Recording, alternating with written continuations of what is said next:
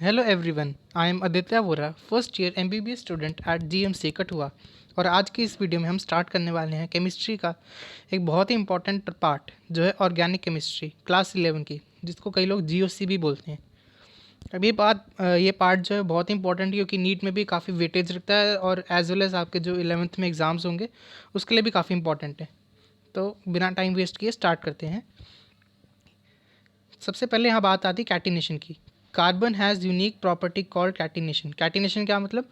It forms covalent bonds with other carbon atoms. मतलब कि जो कार्बन एटम है वो अपने आप के साथ ही लिंक कर सकता है, चाहे सिंगल से करे, डबल बॉन्ड से करे या ट्रिपल बॉन्ड से लिंक करे। It also forms covalent bonds with atoms of other elements like hydrogen, oxygen, nitrogen, sulphur, phosphorus and halogens.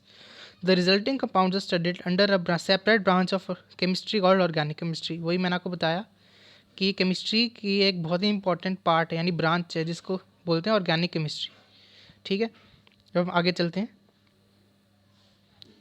Organic compounds are vital for sustaining life on Earth and include complex molecules like genetic information bearing deoxyribonucleic acid DNA, proteins, and constitute essential compound of blood and muscles.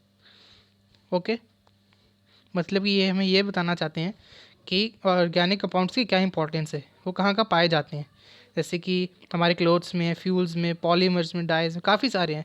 आपने आसपास आप देखोगे हर जगह organic compounds ही हैं। अब organic chemistry start कहाँ से हुई? ऑर्गेनिक केमिस्ट्री स्टार्ट हुई ईयर 1780 में। Chemist began to distinguish between organic compounds obtained from plants and animals and inorganic prepared from mineral sources. Berzelius, a Swedish chemist, proposed that vital forces were responsible for the formation of organic compounds.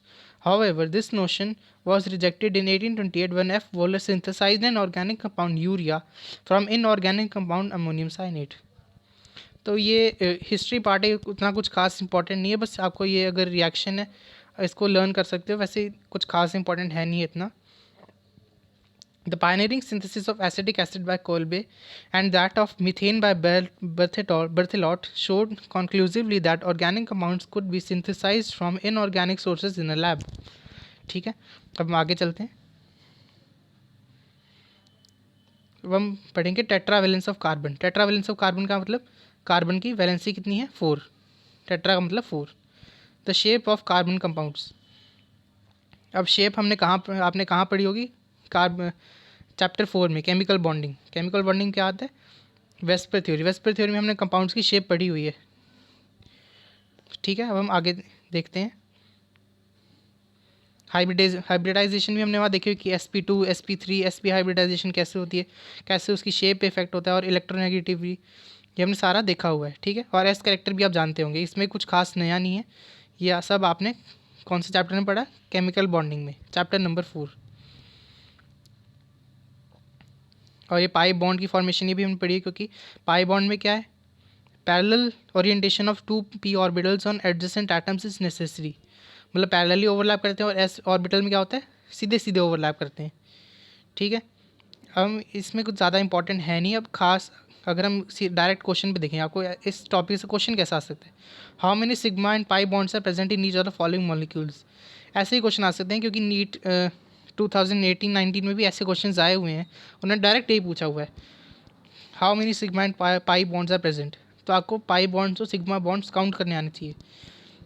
जैसे कह रहा हूँ, first compound ही देख लें, CH triple bond CH, मैं इसको नीचे बना देता हूँ, डबल बॉन्ड CH3। जब भी आपको ये करना हो तो इसको हमेशा आपको खोल कर देखना है। जैसे कि अगर इसको हम खोल के देखें, कलर चेंज कर लेते हैं, CH आगे क्या है? Triple bond. ट्रिपल बॉन्ड किसके साथ होगा? कार्बन के साथ, क्योंकि हाइड्रोजन के साथ तो हो नहीं सकता। C, फिर एक और C, फिर H, यहाँ पे डबल बॉन्ड है, C, एक H, यहाँ फिर C, और यहाँ पे 3 H। अब सिग्मा बॉन्ड कैसे काउंट करते हैं? सिग्मा बॉन्ड हो गए जो डायरेक्ट बॉन्ड होते हैं, 1 2। एक मिनट, एक कलर नहीं दिख रहा है, लाइट कलर देखते हैं जिससे इजी हो थोड़ा देखना। एक 1 2 3 4 5 6 7 8 9 10। तो हमारे पास सिग्मा बॉन्ड्स कितने हो गए टोटल 10, और पाई बॉन्ड्स 1 2 3 3 हो गए। ठीक है, अब ऐसे ही क्वेश्चन आएंगे आपको, और बहुत ही ईजी क्वेश्चन है, आप इजीली कर सकते हैं। बस आपको ये है कि हर चीज़ का स्ट्रक्चर आपको खोल के देखना है, आप फिर आपके लिए काफ़ी इजी हो जाएगा। अगर आप खोल के नहीं देखोगे तो फिर आपके लिए थोड़ी प्रॉब्लम क्रिएट करेगा। Right the state of hybridization of carbon atoms. वही बात है कि हमें हाइब्रिडाइजेशन बताने जैसे हमने किया हुआ है, जैसे CH3Cl है, CH3Cl, तो इसमें क्या है, C कितने एटम्स से सराउंडेड है, 4 एटम्स थे, और सबके साथ है सिंगल बॉन्ड, तो क्या होगा sp3। तो ऐसे आपको हर एटम के लिए देखना है। और अगले क्वेश्चन में भी सेम ही है, तो हम चलते हैं अगले पेज पे। Structural representation of organic compounds, ये थोड़ा इंपॉर्टेंट है क्योंकि ये आपको पता होना चाहिए, क्योंकि आगे आने वाली ऑर्गेनिक केमिस्ट्री में हम ऐसे ही देखेंगे कि सीधा ये लंबे लंबे, जैसे यहाँ भी लिखा हुआ ना, लंबे लंबे स्ट्रक्चर्स लिखने से बढ़िया हम ड्रॉ करेंगे। ड्रॉ कैसे करते हैं, वो करते हैं ऐसे।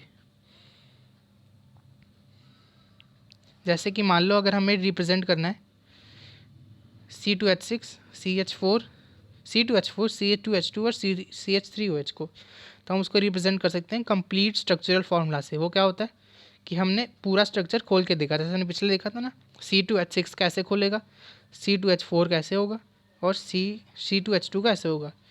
इसमें हम एक एक चीज़ को खोल के देखते हैं। कार्बन के साथ डबल बॉन्ड है, कार्बन कार्बन का, और कार्बन और हाइड्रोजन के 4 सिंगल बॉन्ड्स है। ठीक है, ताकि हम डिटेल में स्टडी कर सकें। और अगर हमारे पास टाइम की शॉर्टेज हो तो हम क्या करें, तो हम इसको शॉर्ट फॉर्म में भी बना सकते हैं। शॉर्ट फॉर्म कैसे, उसको बोलते हैं कंडेंस्ड स्ट्रक्चरल फार्मूला। नाम से पता लग रहा है कंडेंस्ड है, कंडेंस्ड मतलब छोटा किया हुआ। कंडेंस्ड में क्या है, हमने सारी जो बॉन्ड्स को रिप्रेजेंट करने वाली लाइंस थी ना, उनको हटा दिया, सिर्फ सिंपल सिंपल लिख दिया। जैसे इथेन है, C2H6 की जगह हमने लिखा CH3CH3। इसमें कोई भी बॉन्ड वाली लाइन नहीं बनाते हैं। अब नेक्स्ट पे चलें। अगर हम इसको और ज़्यादा सिंप्लीफाई करना हो तो हम उसके लिए यूज़ करते हैं बॉन्ड लाइन स्ट्रक्चरल रिप्रेजेंटेशन। उसका क्या मतलब है, हम सिंपल सिंपल लाइंस बना देते हैं। जैसे कि अगर मान लो यही लेना हो, C2H6 ही बनाना हो, तो हम लाइंस बना देते हैं ऐसे। एक मिनट ही, गलत बन गया थोड़ा। C2H6 बनाना तो हम सिंपल ऐसे बना देंगे। इसका क्या मतलब है, इसका ये मतलब है कि जो जो लाइंस के एंड है वहाँ पर कार्बन है, यहाँ पे भी कार्बन है, यहाँ पे भी कार्बन है, और इसके साथ हाइड्रोजन अटैच्ड है, वो अंडरस्टूड है, वो बनाने की ज़रूरत नहीं है। हमें सिर्फ कार्बन कार्बन के बॉन्ड बनाने हैं। जैसे कि यहाँ पे भी इन्होंने एग्जांपल शो किया हुआ है 3 मिथाइल ऑक्टेन। उसका वैसे ओरिजिनल फार्मूला कैसे है, वो ऐसे है। अगर उसमें हम थोड़ा कंडेंस कर दिया तो ऐसे बन गया। अगर हमने बिल्कुल लाइन फॉर्म में बना दिया तो ऐसे बनेगा। लाइन फॉर्म में ये याद रखना है कि सिर्फ कार्बन और कार्बन के बॉन्ड को शो किया जाता है, या फिर जो फंक्शनल ग्रुप है उसको शो किया जाता है। जो हाइड्रोजन के बॉन्ड है वो हमें शो नहीं करने हैं। जैसे कि यहाँ पे अगर Br भी लग गया तो हमें सिर्फ Br वाला शो करना है, हाइड्रोजन वाला शो नहीं होता। ये एक इंपॉर्टेंट बात है इसमें याद रखने वाली। अब चलते हैं नेक्स्ट पे। हमारे पास साइक्लिक कंपाउंड्स भी आ गए। साइक्लिक कंपाउंड्स क्या होते हैं, जो साइकिल में होते हैं, मतलब कि जो सर्कुलर शेप में होते हैं। जैसे कि यहाँ आप देख सकते हो साइक्लोप्रोपेन, साइक्लोपेंटेन और क्लोरोसाइक्लोहेक्सेन। इसको कैसे शो करना है, ये भी सिंपल है। बस हमें सिंपल, अगर प्रोपेन है, प्रोपेन का क्या मतलब है, 3 कार्बन है, 3 कार्बन है तो साइड्स कितनी होंगी, 3, तो ट्रायंगल बना दिया। पेंटेन है तो 5, पेंटागन बना दिया। ये सिंपल है, ये साइक्लोपेंटेन को शो करने का तरीका है। अगर हमारे पास होता है ब्रोमो साइक्लोपेंटेन तो हम कैसे शो करते, ऐसे Br लगा देते। ठीक है, अब आगे यहाँ पे कुछ क्वेश्चंस भी देख लेते हैं। और साथ साथ मैं जो क्वेश्चंस करवा रहा हूँ ये काफ़ी इंपॉर्टेंट है, क्योंकि कई बार यहीं से डायरेक्ट आ जाता है। जैसे फिज़िक्स और केमिस्ट्री में ही मेन है कि जो इन टेक्स्ट क्वेश्चन है वहीं से आता है। बायो में तो कहीं से भी आ सकता है, लेकिन फिज़िक्स केमिस्ट्री में इंपॉर्टेंट है, आपको करने ही करने हैं। Expand each of the following condensed formulas into their complete structure formula. अब हमें इन्होंने उल्टा बोला है, जैसे पहले हम कंप्लीट फार्मूला से कंडेंस को बना रहे थे, अब हमें कंडेंस से कंप्लीट बनाना है। जैसे हमें ये दे दिया इन्होंने CH3 CH2 CO CH2 CH3, तो हम इसको बना देंगे। C बनाया, C बनाया, C बनाया, C बनाया, 5 हमारे पास C हो गए और HH लगा दिए जहाँ जहाँ पे रिक्वायरमेंट थी, और यहाँ पे O दिया। O का मतलब क्या है, कार्बोनाइल कंपाउंड, तो उसको हमने यहाँ पे डबल O से रिप्रेजेंट कर दिया। ठीक है, ऐसे ही आपको सब में करना है। अगर अगले वाले पे चलें, for each of the following compounds write a condensed formula and also write their bond line formula. Condensed formula लिखना है हमें इनके लिए, वो कैसे करेंगे, हमें सबको एक साथ लाना है। जैसे कि जो जो कॉमन है हम उसको एक साथ ले आओ। और बॉन्ड लाइन फार्मूला कैसे करते हैं, आपको जैसे मैंने बताया कि सिंपल आपको लाइन यहाँ पे बनानी है और सिर्फ कार्बन कार्बन की लाइन बनानी है। यहाँ पे OH था तो हमने OH भी रिप्रेजेंट किया हुआ है। अगर OH ना होता तो सिर्फ कार्बन वाली लाइन बनती। ठीक है, अब नेक्स्ट पे चलें।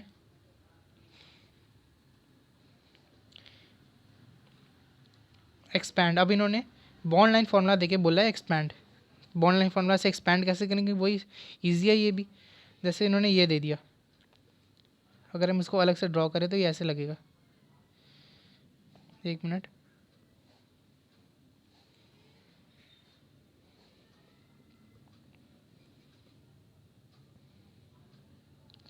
तो यहाँ से हमें क्या पता लग रहा है कि C यहाँ पे है, यहाँ पे भी है, यहाँ पे भी है, यहाँ पे भी है, यहाँ पे भी है, यहाँ पे भी है, यहाँ और यहाँ भी है। तो वही हमने शो कर देना है, कार्बन कार्बन हर जगह है, और इसके साथ जो हाइड्रोजन है वो तो शो करनी ही करनी, क्योंकि कार्बन की वैलेंसी हमें 4 हमेशा कंप्लीट रखनी है। ये नहीं कि कार्बन को सिर्फ इतना बना के छोड़ दिया, हाइड्रोजन भी कंप्लीट करने हैं, वरना फिर आपको मार्क्स नहीं मिलेंगे आपके एग्ज़ाम्स में। ठीक है, अब चलते हैं नेक्स्ट पे।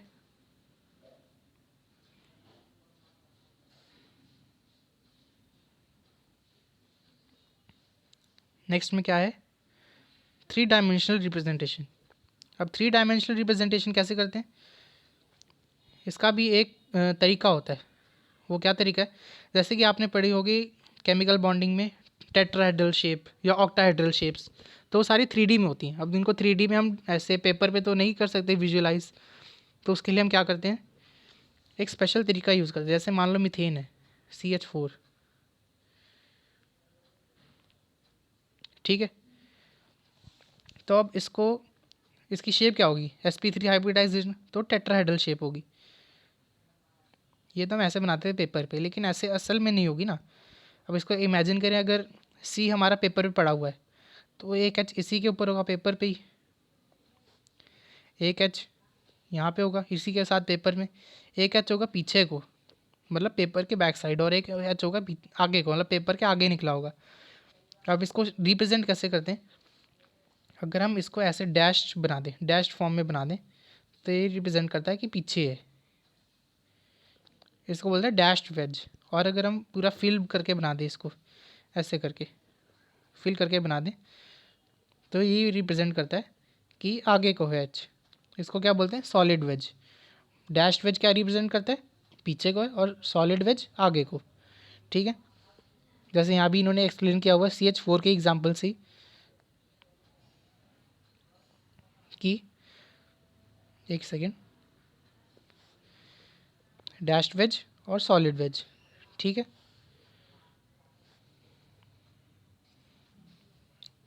और यहाँ पे इन्होंने एक वो भी दिया मॉलिक्यूलर मॉडल। मॉलिक्यूलर मॉडल का क्या मतलब कि हम अगर हम एक्टिविटी करें, हम 3D मॉलिक्यूल्स को हमें विजुअलाइज करना है, तो उसके लिए हम क्या क्या कर सकते हैं।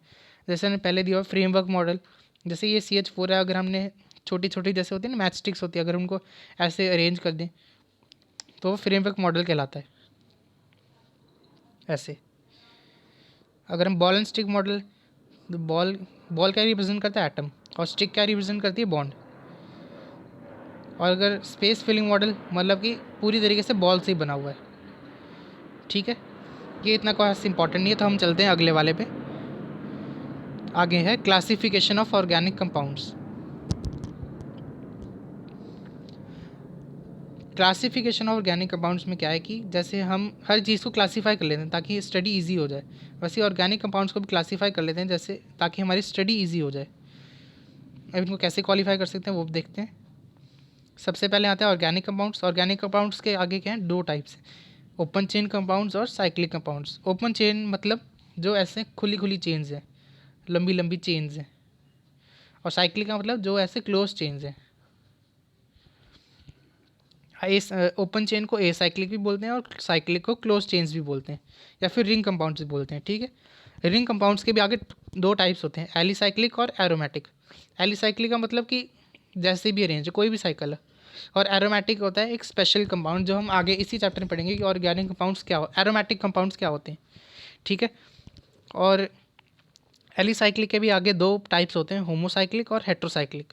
होमो का मतलब कि सारे एक जैसे हैं, और हेट्रो का मतलब जो अलग है। यह भी हम आगे डिटेल में पढ़ेंगे। और एरोमेटिक के भी आगे टाइप्स हैं, बेंजीनॉइड और नॉन बेंजीनॉइड और हेट्रोसाइक्लिक एरोमेटिक कंपाउंड्स, इनको भी हम आगे डिटेल में पढ़ेंगे। तो हम स्टार्ट करते हैं ए साइक्लिक और ओपन चेन कंपाउंड से।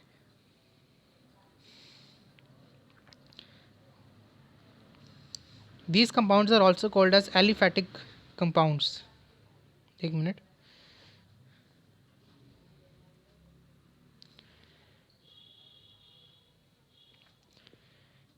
एंड कंसिस्ट ऑफ स्ट्रेट और ब्रांच चेन कंपाउंड्स। इनमें क्या होते हैं, या तो स्ट्रेट चेन्स होती है या तो ब्रांच चेन्स होती है, जैसे इथेन, आइसोब्यूटेन। आइसोब्यूटेन में क्या देखो एक ब्रांच आ गई CH की, एसिटल्डिहाइड या एसिटिक एसिड। उसके बाद है साइक्लिक कंपाउंड। साइक्लिक कंपाउंड्स के भी आगे हम दो टाइप्स पढ़े थे, एलिसाइक्लिक और एरोमेटिक। एलिसाइक्लिक में क्या है, compounds contain carbon atoms joined in the form of ring, जैसे कि साइक्लोप्रोपेन, जैसे हमने पीछे किया, साइक्लोहेक्सेन और cyclohexene. Sometimes atoms other than carbon atoms are also present in the ring, which is called heterocyclic. Heterocyclic का मतलब हम यहाँ देख रहे हैं कि अगर रिंग में कार्बन के अलावा कोई और एटम, जैसे कि इसी का एग्जांपल ले लो, इसमें अगर हम एक कार्बन है, अगर इसमें हटा दूँ इसको, एक कार्बन को हटा दूँ यहाँ से, ये पूरा ही हट गया।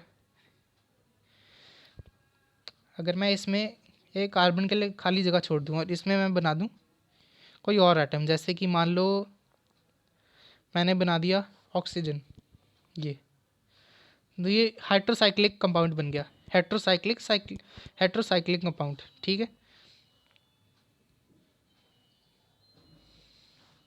these exhibit some of the properties similar to those of aliphatic compounds। मतलब कि इन जो ऐसे कंपाउंड्स होते हैं वो थोड़ी थोड़ी इनकी प्रॉपर्टीज़ जो हैं वो एलिफैटिक कंपाउंड्स जैसी सिमिलर होती है। यहाँ पे मैं एग्जांपल भी दिया, टेट्रोहाइड्रोफिरेन, यहाँ पे पेंटेन का एक कार्बन हटा के ऑक्सीजन लगा दिया। ये आपको याद रखना है, क्योंकि कई बार ऐसे ही पूछ लेते हैं कि बोल देते हैं कि choose the correct structure of tetrahydrofuran, तो हम आपको ऑप्शन में से देख के बताना है कि ये वाला स्ट्रक्चर है। ठीक है, आगे चलते हैं एरोमेटिक कंपाउंड्स पे। Aromatic compounds are special type of compounds. वही मैंने बताया कि हम इनके आगे डिटेल में भी डिस्कस करेंगे, अगले यूनिट में भी जो है हाइड्रोकार्बन्स, और इस यूनिट में भी करेंगे आगे। अब इनके भी आगे टाइप्स होते हैं, बेंजीनॉइड, नॉन बेंजीनॉइड और हेट्रोसाइक्लिक। बेंजीनॉइड में क्या होता है, जो बेंजीन टाइप होते हैं। अब बेंजीन क्या होता है आप पूछोगे, तो इसको भी हम डिटेल में आगे डिस्कस करेंगे। अभी के लिए आपको सिर्फ नाम याद रखने हैं, बेंजीन, एल्निल और नेफ्थलीन। नॉन बेंजीनॉइड कंपाउंड्स में ट्रोपोन। ये बस एक ही एग्जांपल एनसीईआरटी में, और आपको याद रखना है ये, क्योंकि कई बार एज इट इज़ पूछ लेते हैं। जैसे मैंने आपको बताया ना टेट्राहाइड्रोफिरेन का स्ट्रक्चर, तो वैसे ही ट्रोपोन का स्ट्रक्चर भी पूछ लेते हैं। तो आपको ये भी याद होना चाहिए। अब चलते हैं नेक्स्ट पे।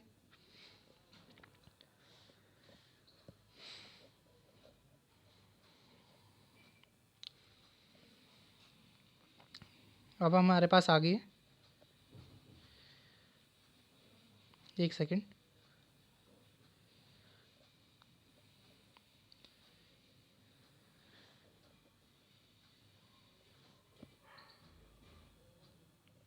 हाँ, अब हमारे पास है हेट्रोसाइक्लिक और aromatic compounds. Heterocyclic aromatic compounds में क्या है, जो ना ही बेंजीनॉइड है ना ही नॉन बेंजीनॉइड है। इनमें क्या क्या आता है, फ्यूरेन, थायोफीन और पायरिडीन। अब ऑर्गेनिक कंपाउंड्स को कई बार हम ऐसे भी क्लासीफाई कर लेते हैं, फंक्शनल ग्रुप के बेस पे या होमोलॉगस सीरीज के बेस पे।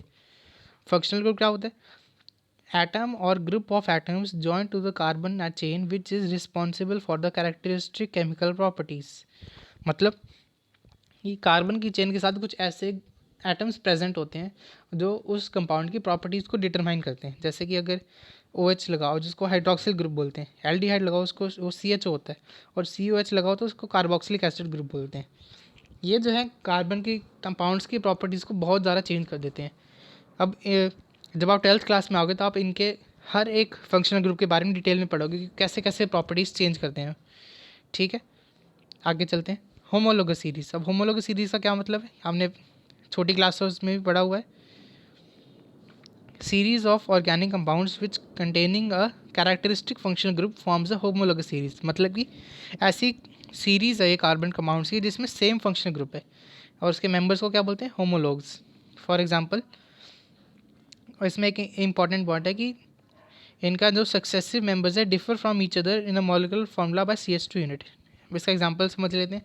जैसे कि अगर एक है CH2OH,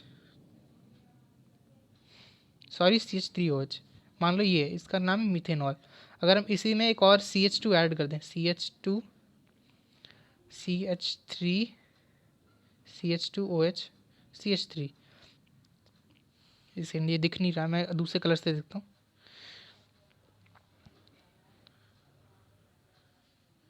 एक सेकेंड। जैसे कि हमारे पास है CH3OH, तो इसकी होमोलॉगस सीरीज में नेक्स्ट मेंबर क्या होगा इसका, CH3 CH2OH। इन दोनों में किसका डिफरेंस है, CH2 का। तो वही हमें कह रहे हैं कि हर एक मेंबर में CH2 का डिफरेंस होता है। ठीक है, अब हम आगे चलते हैं। Some of those are alkanes, alkenes, alkynes, haloalkanes, ये उन्होंने एग्जाम्पल दिए हुए हैं। It is also possible that compounds contain 2 और more identical different functional groups. This gives rise to polyfunctional compounds. अब कई बार ये होता है कि एक कंपाउंड में एक से ज़्यादा फंक्शनल ग्रुप्स भी होते हैं, तो उनकी भी होमोलॉगस सीरीज होती है, वो आगे और कॉम्प्लेक्स होती जाती है। ठीक है, होमोलॉगस सीरीज में इतना ही था। अब हम आगे चलते हैं एक काफ़ी ज़्यादा इंपॉर्टेंट टॉपिक पे जिसका नाम है nomenclature of organic compounds. Nomenclature का क्या मतलब, नोमेनक्लेचर का ये मतलब होता है कि नाम देना। किसको नाम देना, ऑर्गेनिक कंपाउंड्स को। नोमेनक्लेचर ऑफ ऑर्गेनिक कंपाउंड्स, तो हम यहाँ नोमेनक्लेचर भी क्या है, दो टाइप्स का होता है। क्या क्या टाइप्स, एक होता है IUPAC नोमेनक्लेचर और एक होता है कॉमन नोमेनक्लेचर। अब IUPAC नोमेनक्लेचर में क्या होता है, हम उनको एक स्टैंडर्ड नाम देते हैं कंपाउंड्स को, मतलब कि ये नाम हर जगह वैलिड है दुनिया के हर कोने में।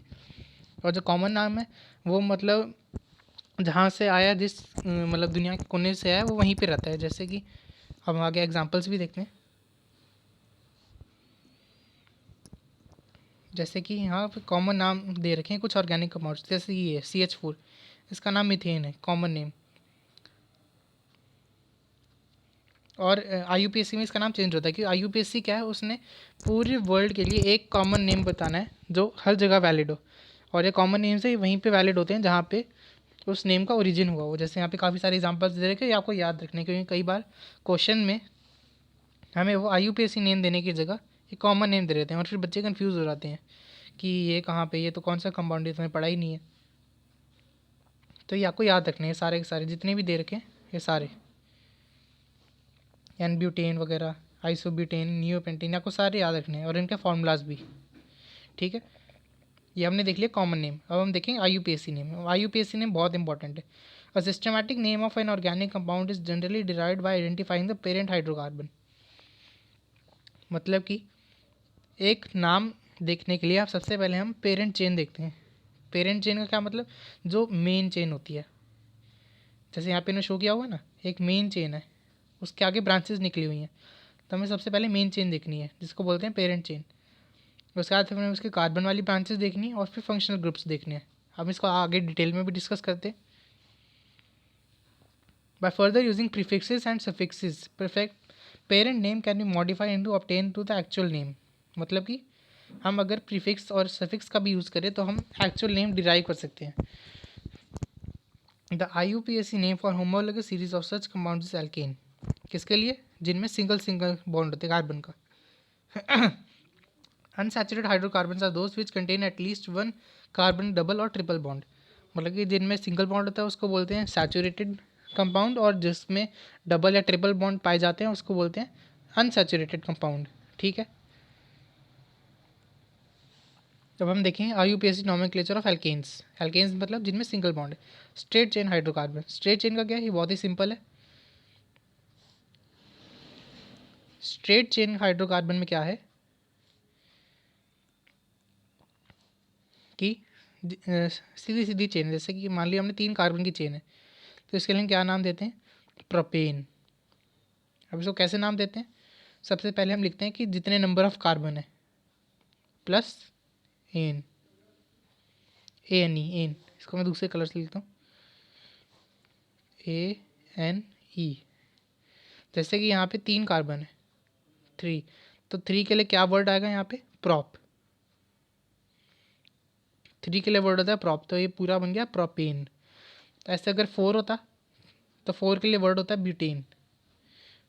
ब्यूट होता है, नाम क्या आ जाएगा, ब्यूटेन। ये नाम आ गया 4 कार्बन वाले के लिए। वैसे ही आपको हर एक नाम के लिए याद रखना है कि अगर 1 के लिए क्या है, 2 के लिए क्या है, 3 के लिए क्या है, आपको सारे याद रखने हैं, जो इस टेबल में दिए हुए हैं। ठीक है, अब हम आगे चलते हैं ब्रांच्ड चेन हाइड्रोकार्बन पे। अब यहाँ पे क्या आएगी, ब्रांचिंग आएगी, तो हम इसको थोड़ा सा डिटेल में पढ़ना पड़ेगा क्योंकि ये इंपॉर्टेंट है। मान लो सी सी सी, पहले मैं इसको इरेज कर देता हूँ, जी है, वरना इससे आप कन्फ्यूज ना हो जाओ।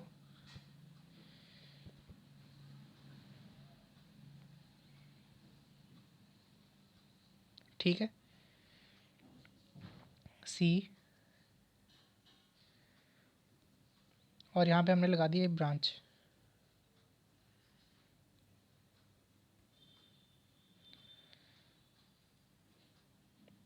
ठीक है, तो अब हमें क्या करना है, सबसे पहले वही मेन काम है, पेरेंट चेन को आइडेंटिफाई करना है। हमने कर लिया, जो सबसे बड़ी चेन है। यूजुअली क्या होता है, जो पेरेंट चेन है वो सबसे बड़ी चेन होती है। ये 90% केसेस में होता है, लेकिन जो 10% है केसेस उनमें नहीं होता है। तो वो भी हम आगे सीखेंगे कि कौन से 10% केसेस हैं जिनमें ये नहीं होता है। जनरली जो सबसे बड़ी चेन होती है वही पेरेंट चेन होती है। जैसे यहाँ पे 4 कार्बन की चेन है सबसे बड़ी, तो ये होगी। अब 4 कार्बन के लिए क्या आता है, वर्ड ब्यूट, और ये एक सिंगल बॉन्ड है सारे, तो हम एन लगा देंगे आगे। ठीक है, अब यहाँ पे ब्रांच है। ब्रांच का क्या करते हैं, ब्रांच को हम नंबर से डिनोट करते हैं, 1 2 3 4 से कौन से कार्बन में ब्रांच लगी। अब वो कैसे देखना है, सबसे शॉर्टेस्ट नंबर देना है उस कार्बन को जहाँ पे ब्रांच लगी है। कैसे, अगर हम यहाँ से गिनती स्टार्ट करें कार्बन की, 1 2 3 4, यहाँ से हमारे क्या पता लग रहा है कि सेकेंड नंबर कार्बन पे ब्रांच लगी हुई है। अगर हम इस साइड से स्टार्ट करें, इस साइड से, एक सेकेंड, तो 1 2 3 और 4, तो इस साइड से थर्ड नंबर पे आ रहा कार्बन, लेकिन नहीं। और मैंने क्या बोला कि लोएस्ट नंबर पे चाहिए।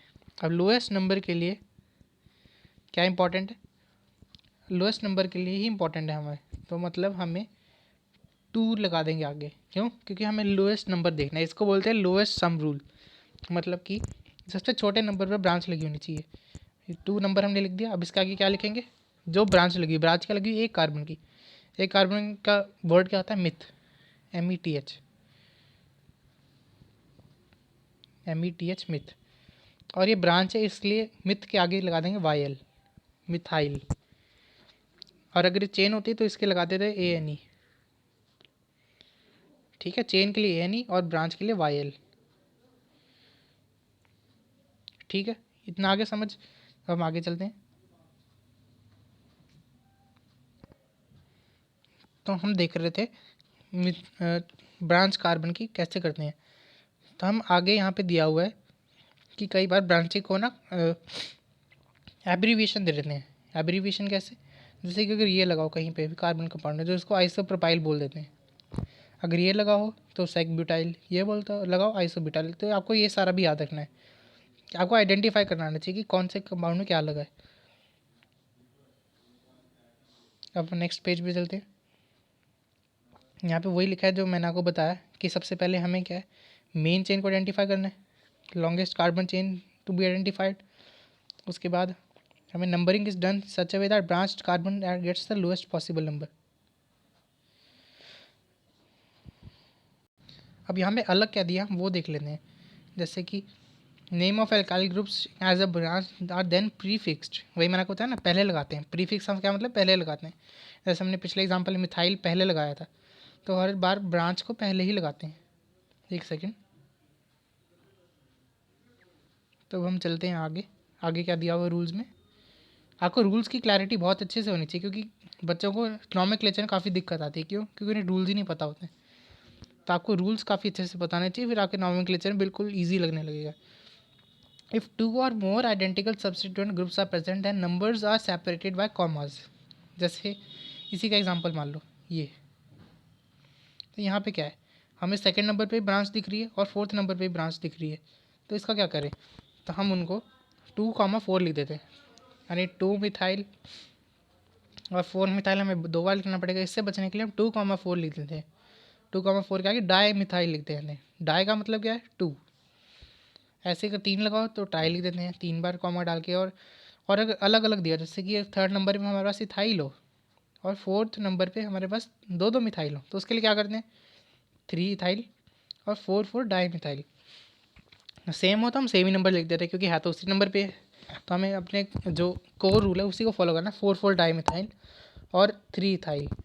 अब आप पूछोगे कि हमने 3 इथाइल पहले क्यों लिखा, तो ये होता है alphabetical order. Writing name of substituents in alphabetical order, हमें अल्फ़ाबेटिकल ऑर्डर में लिखने होते हैं प्रीफिक्स। ई और एम, ई और एम में पहले कौन आता है, ई। अब आप बोलोगे हमने डी क्यों नहीं देखा, क्योंकि डी वो हमने अपनी तरफ से लगाया, डाई ईजी करने के लिए काम। ओरिजिनली क्या है, वो तो है एम ही है, मिथाइल का। ठीक है। अब नेक्स्ट रूल क्या कहता है, if 2 substituents are found in equivalent positions that lower number is given to the one coming in alphabetical listing. क्या मतलब, जैसे कि ये वाला कंपाउंड है, यहाँ पे क्या है कि lower number is given to the one coming first in the alphabet listing. जैसे कि हमें जो सबसे कम नंबर है ना, वो हमें उसको देना है जो अल्फ़ाबेट में पहले आ रहा है। जैसे यहाँ पे क्या है, इथाइल ग्रुप दिख रहा है और मिथाइल दिख रहा है, तो इथाइल और मिथाइल में पहले कौन आता है अल्फ़ाबेट में, इथाइल, सॉरी ई।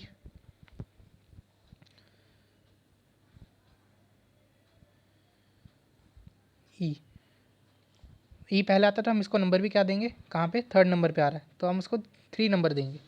और एम वाला 6 नंबर देंगे। हम उल्टा नहीं कर सकते, हम ई को 6 और एम को 3 नहीं दे सकते। क्यों? क्योंकि ये रूल है, lower number is given to the one coming first in the alphabetical listing. अब अगला रूल देखते हैं। अगर आपको कोई भी डाउट हो रूल्स के रिगार्डिंग, तो आप कमेंट सेक्शन में लिखिए, आपके डाउट हम सॉल्व करेंगे। या फिर आप इंस्टाग्राम पे मुझे मैसेज भी कर सकते हो। इंस्टाग्राम के लिंक भी दिया हुआ है डिस्क्रिप्शन में, वहाँ से आप मेरी आईडी को एक्सेस भी कर सकते हो। Branched alkyl groups can be named by following above mentioned procedures. जैसे कि carbon atom of branch that attaches the root alkane as number 1 exemplified below. यहाँ पे ये कहना चाहते हैं, जैसे कि अगर ब्रांच की भी ब्रांच हो तो क्या करोगे, तो उसके लिए बता रहे हैं कि carbon atom of branch that attaches to root alkane is number 1। Example मान लो कि ये है और यहाँ पे भी इसकी भी ब्रांच है, ब्रांच की भी ब्रांच है, तो क्या करोगे, तो हमारी जो पेरेंट चेन है वो होगी ये वाली, और इसमें जो कार्बन पेरेंट चेन के साथ लगा हुआ उसको नंबर 1 देते हैं। जैसे कि अगर ये वाला नंबर 1 होगा, ये 2 और ये 3। अब यहाँ पे जो इन्होंने एग्जांपल दिया वो भी देख लेते हैं हम साथ में। यहाँ पे कोई पेरेंट चेन होगी और इसके साथ ये लगा हुआ है 1 2 3 और 4, ये हमने नंबर दे दिए। और इसके साथ और आगे चेन लगी हुई है, तो 1,3 डाईमिथाइल ब्यूटाइल। ये कैसे आया, मतलब ये जो पेरेंट चेन है, पेरेंट चेन कार्बन के साथ जो जो कार्बन स्टार्ट हो रहा है ना ब्रांच का, उसको हमने नंबर 1 देना है हमेशा, और उसके बाद आगे स्टार्ट करनी है। आगे भी देख लेते हैं।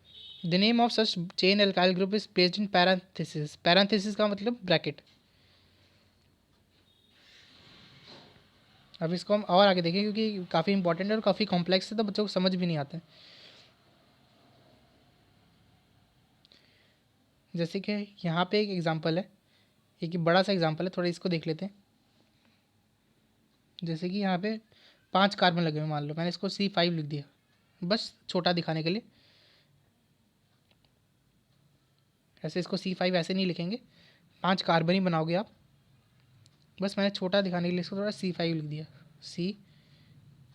एक सेकेंड, C5, यहाँ पे C, यहाँ पे C, यहाँ पे C, यहाँ पे कार्बन, यहाँ पे कार्बन है, यहाँ पे भी कार्बन है, यहाँ पे भी, और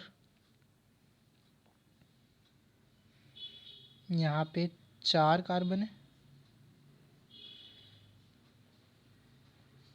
मैं इसको नीचे बना देता हूँ, और यहाँ पे भी ब्रांचिंग है। ये थोड़ा सा बड़ा स्ट्रक्चर हो गया। अब इसको हमें कैसे करना है, सबसे पहले हमें पेरेंट चेन सेलेक्ट करनी है, वही अपना मेन काम। पेरेंट चेन कैसे सिलेक्ट करेंगे, जो सबसे ज़्यादा नंबर ऑफ़ कार्बन चेन है, और सबसे ज़्यादा नंबर ऑफ़ कार्बन किस में देखेंगे। अब हम ध्यान से देखो, यहाँ पे 10 कार्बन की चेन है। कैसे, 1 2 3 4 और ये 5, ठीक है। ठीक बनाए, तो ये 10 कार्बन की चेन होगी, ये होगी हमारी पेरेंट चेन। अब इसकी ब्रांचेस क्या है, ये एक ब्रांच, ये और ये एक पूरी एक ब्रांच है, ये वाली। अब इनका तो नंबरिंग कर लोगे, जैसे ये हो जाएगा मिथाइल, ये हो जाएगी डाई मिथाइल। अब इसकी ब्रांच नंबरिंग कैसे करेंगे। अब इस ब्रांच को अगर हम अलग से बना लें, तो ये ब्रांच कैसे है, 1 2 3 4 कार्बन और एक ऊपर लगे हुई है, ये है, और यहाँ से ही पेरेंट चेन से अटैच है। तो फिर ये हो जाएगी हमारी नंबर 1 कार्बन की, जैसे मैंने बताया, नंबर 2, नंबर 3, नंबर 4, और ये हो जाएगा इथाइल। तो इसका क्या हो जाएगा, 2 इथाइल, और आगे क्या लिखेंगे, बुटाइल। 2 इथाइल किस लिए, क्योंकि ये चेन की भी चेन है, और बुटाइल इसलिए क्योंकि ये पेरेंट चेन की ब्रांचिंग है, ठीक है। तो हमने 2 इथाइल ब्यूटाइल, ये तो हो गया पूरी इसका नाम। जो 2 इथाइल ब्यूटाइल लिखा ना हमने, ये वो इसके पूरे का नाम हो गया। अब हम नंबरिंग करेंगे इस पेरेंट चेन की। पेरेंट चेन नंबरिंग कैसे करेंगे, 1 2 3 4 और सो ऑन। तो इसका पूरा नाम कैसे होगा, दो। अब हम इसमें अल्फ़ाबेटिकल ऑर्डर भी फॉलो करेंगे। जैसे यहाँ पे क्या आ रहा है, इथाइल, यहाँ पे क्या आ रहा है, मिथाइल, यहाँ पे क्या आ रहा है, डाई मिथाइल। सबसे पहले कौन आता है, ई, तो हम ई वाले को करेंगे इथाइल। और ये किस नंबर पे है, 5 नंबर कार्बन पे है, तो इसको क्या नाम है, 5 2 ethyl butyl, 5 2 ethyl butyl, 3 dimethyl decane, 3 dimethyl decane, ठीक है। 3 डाई मिथाइल क्यों, क्योंकि एक ही कार्बन पे 2 ब्रांच थी, ठीक है। होप आपको ये समझ आ गया होगा। अगर आपको नहीं आया है, कहीं भी डाउट है, तो आपको कमेंट सेक्शन में लिखना है आप, या फिर आप मुझे इंस्टाग्राम पे डायरेक्ट मैसेज भी कर सकते हो। मैं आपके डाउट वहाँ पे सॉल्व कर दूँगा, ठीक है। यहीं पे जैसे साइक्लिक कंपाउंड्स का नॉमेनक्लेचर, ये भी काफ़ी इजी है, इसमें भी कुछ नहीं करना है। बस आपको क्या है, ये देखना है कि कितने कार्बन एटम्स प्रेजेंट हैं रिंग में। A saturated monocyclic compound is made by name prefixing cyclo. Cyclo लगा देते हैं, जैसे कोई भी हो, अगर पेंटेन ही हो, मान लो, एक सेकेंड, 5 कार्बन की सीधी चेन हो, तो वो क्या होगी, पेंटेन। अगर क्लोज चेन हो, तो वो क्या होगी, साइक्लोपेंटेन। क्यों, बस नाम साइक्लो लगा देना। और इसमें भी अल्फ़ाबेटिकल ऑर्डर फॉलो होता है। जैसे कि अगर ब्रांचिंग कर रही हो, ये साइक्लोहेक्सेन है हमारे पास, और 1 नंबर पे मिथाइल ब्रांचिंग हो, और 3 नंबर पे इथाइल ब्रांचिंग हो। सबसे पहले क्या लिखोगे आप, सॉरी, यहाँ पे प्रोपाइल ब्रांचिंग है, इथाइल नहीं है, तो आप 1 मिथाइल और 3 प्रोपाइल लिखोगे। क्यों, एम पहले आता है अल्फ़ाबेट में, तो 1 मिथाइल 3 प्रोपाइल साइक्लोहेक्सेन, ईजी। और ऐसे ही more branch carbon gets lower number. और ऐसे भी होता है कि जैसे मान लो अगर एक कार्बन पे 2 या 3 ब्रांचेज हैं, और एक कार्बन में सिर्फ एक ही ब्रांच है, तो 2-3 ब्रांच वाले कार्बन को नंबर कम दिया जाएगा। जैसे कि 3 इथाइल 1 डाईमिथाइल साइक्लोहेक्सेन। क्यों, कि 3rd नंबर पे इथाइल है और 1 पे 2 मिथाइल है, इसमें चेन ज़्यादा है 1 पे, तो वो उसको नंबर 1 कम दिया जाएगा। तो आज की इस वीडियो में इतना ही था। हमने डिस्कस किया, बेसिक्स डिस्कस किया ऑर्गेनिक केमिस्ट्री के, classification of organic compounds discuss किया, और IUPAC नॉमेनक्लेचर डिस्कस किया एल्केन्स का। अगर आपको कोई भी डाउट है तो कमेंट सेक्शन में लिखना, या फिर आप मुझे इंस्टाग्राम पे मैसेज कर सकते हो, लिंक डिस्क्रिप्शन में गिवन है। लाइक शेयर कमेंट कीजिए वीडियो को, and thanks for watching, bye.